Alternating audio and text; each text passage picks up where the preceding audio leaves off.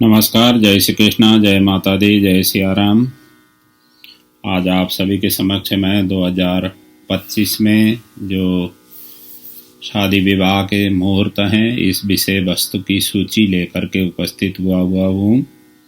Video screen पर ही संपूर्ण जानकारी देने की कोशिश किया हुआ हूँ ताकि वीडियो स्क्रीन को अच्छी तरह से आप देखें, टटोलें तो आपका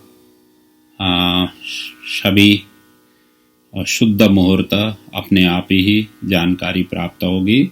अब सरसरती इन्हीं विषय वस्तुओं को आप विशेष रूप से मैं एक्सप्लेन करते हुए आगे बढ़ूंगा। सर्वप्रथम तो ये जो फ्लैग दिए हुए हैं अलग अलग कलर के, जहाँ पर जो उल्लेख किया गया है ये सभी के सभी वर्जित तिथि हैं, वर्जित मुहूर्त हैं। इन दिनों में शादी नहीं करना चाहिए। और दूसरा जो क्लियर और अनक्लियर मैंने सूची दिया हुआ हूँ, क्लियर के जो भी सूची है जनवरी से लेकर दिसंबर तक के, इन दिनों में ही शादी करने की कोशिश करें। और हालांकि शादी का मुहूर्त निकालने से पहले अपने गुरु पुरोहित जो इस क्षेत्र के विशेषज्ञ हैं उनसे सबसे पहले परामर्श लें। अपने सुपुत्र सुपुत्री की जन्म कुंडली के आधार पर ग्रह गोचर कहाँ कैसे कौन सा दिन अनुकूल होता है उसको निकालने के लिए, मुहूर्त शोधन करने के लिए विशेषज्ञ के विशेष रूप से परामर्श लें। ये तो केवल यहाँ आपको जानकारी के लिए ये मुहूर्त उपयुक्त हैं ये दिया गया है। दूसरी बात, विवाह बन सके तो मठ मंदिर भगवान के चरण शरण में ही करने की कोशिश करें, क्योंकि वहाँ पर छोटे मोटे दोष अपने आप ही भगवान के चरण शरण में करने से स्वतः क्षमा मिल जाता है, इसलिए ये भी करने की कोशिश करें।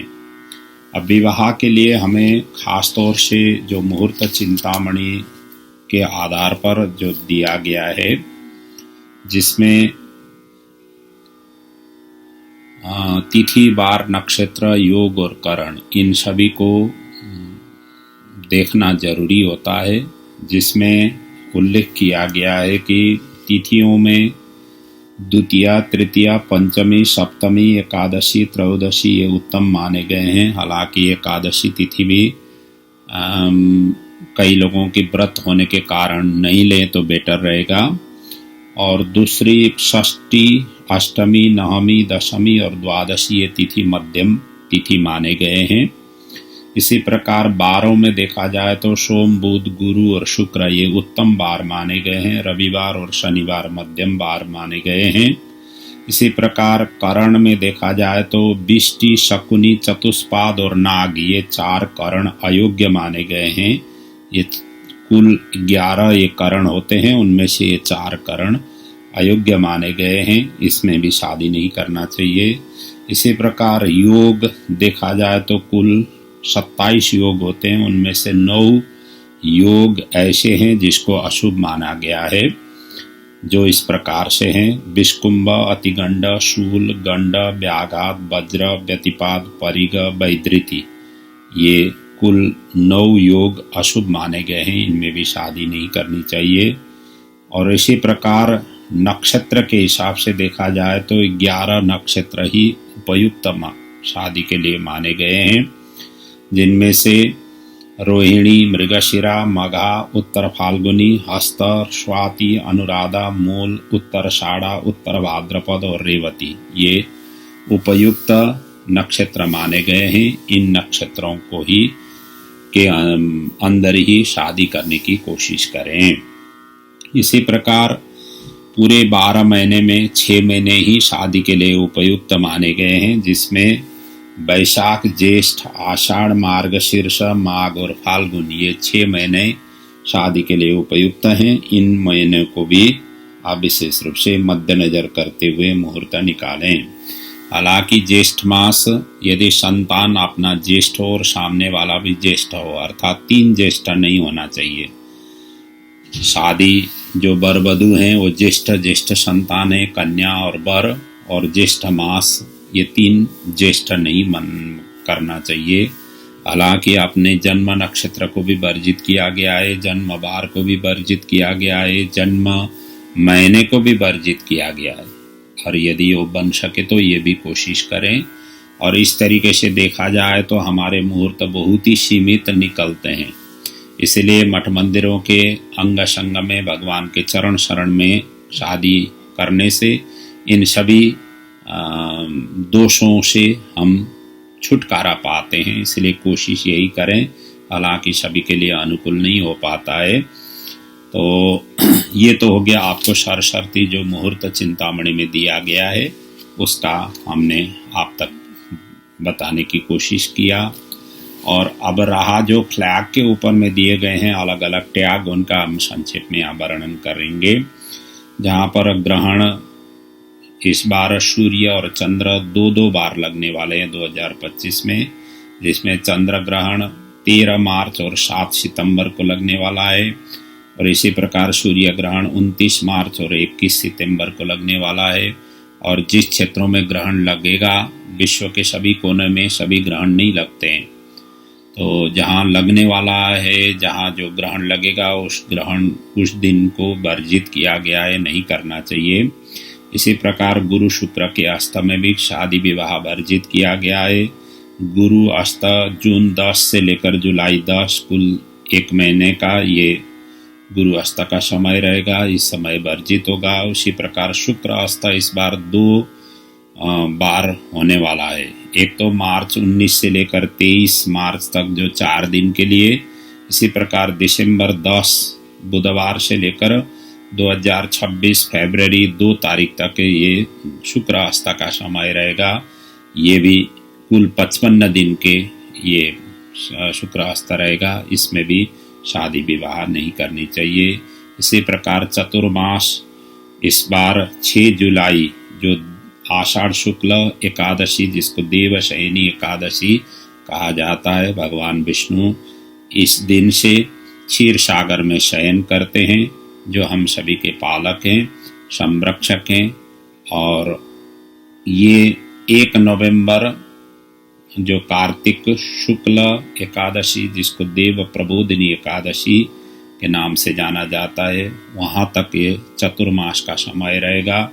ये भी शादी के लिए वर्जित किया गया है। इसी प्रकार होलाष्टक 7 मार्च से लेकर 15 मार्च तक रहेगा। ये होलाष्टक के समय में भी शादी वर्जित किया गया है। मीन राशि में जब सूर्य रहेंगे, जिसको मीनार्क है, 14 मार्च से लेकर 13 अप्रैल तक।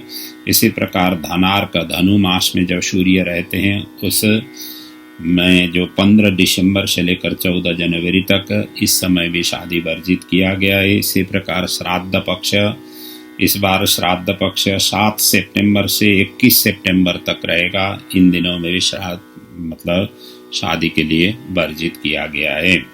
तो इसलिए इन सभी का मुहूर्त को विशेष रूप से देखते हुए, मद्देनजर करते हुए अपने शादी विवाह की दिन चयन करें। ये काम्य कर्म से संबंधित हैं। काम्य कर्म करते समय हम अपने संतान को, हर कोई व्यक्ति यही चाहता है कि शादी विवाह के पश्चात उनका गृहस्थी जीवन सभी प्रकार से मंगल हो, सुखद हो, शांति हो, समृद्धि हो, ऐश्वर्य हो, सुयोग्य संतान की अभिवृद्धि हो। ये सभी के सभी तभी संभव होगा जब आप उपयुक्त समय में शादी विवाह का तय करेंगे। और उपयुक्त क्षेत्र में मठ मंदिर आदि उपयुक्त क्षेत्र हैं। भगवान के चरण शरण सबसे उत्तम श्रेष्ठ क्षेत्र है। ऐसे क्षेत्रों में यदि आप शादी विवाह करेंगे, अवश्य ही सभी प्रकार से सुखद, शांति और समृद्धिदायी गृहस्थी जीवन रहेगा। यदि अपवित्र जगहों में जा कर के शादी करेंगे और अपवित्र दिनों में करेंगे, जो मुहूर्त नहीं हो, ऐसे दिनों में अपने मनमौजी से करेंगे, तो आगे जा कर के गृहस्थी जीवन उसी प्रकार से नीरसमय बनता हुआ आगे बढ़ेगा। बच्चों में एक आपस में जो लगाव होना चाहिए, एक आपस के प्रति समर्पण होना चाहिए, वो नहीं दिखाई देगा। अपने परिवार के प्रति उत्तरदायित्व तो कम होगा। साथ में सुयोग्य संतान की अभिवृद्धि में भी मुश्किल हो जाता है। कई बार विकलांग संतान की उत्पन्न होने का भी एक कारण बन सकता है। और इतना ही नहीं, दोनों की स्वास्थ्य में भी असर पड़ जाता है।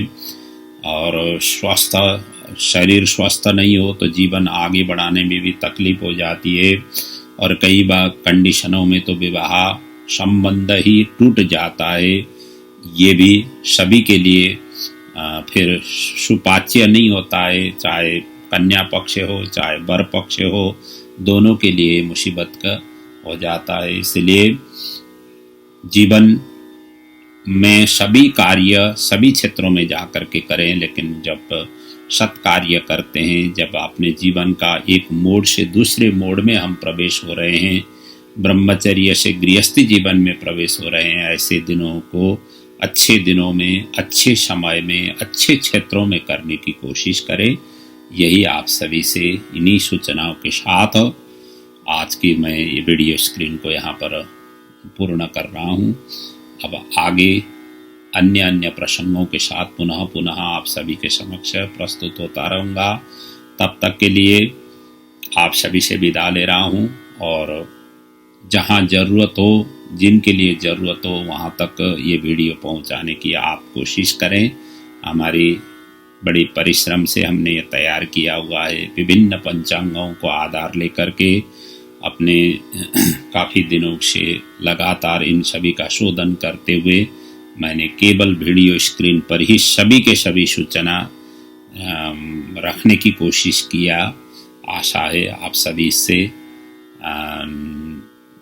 लाभान्वित होते हुए आपका कल्याण और आपके सुहृद जनों का भी कल्याण करने में आप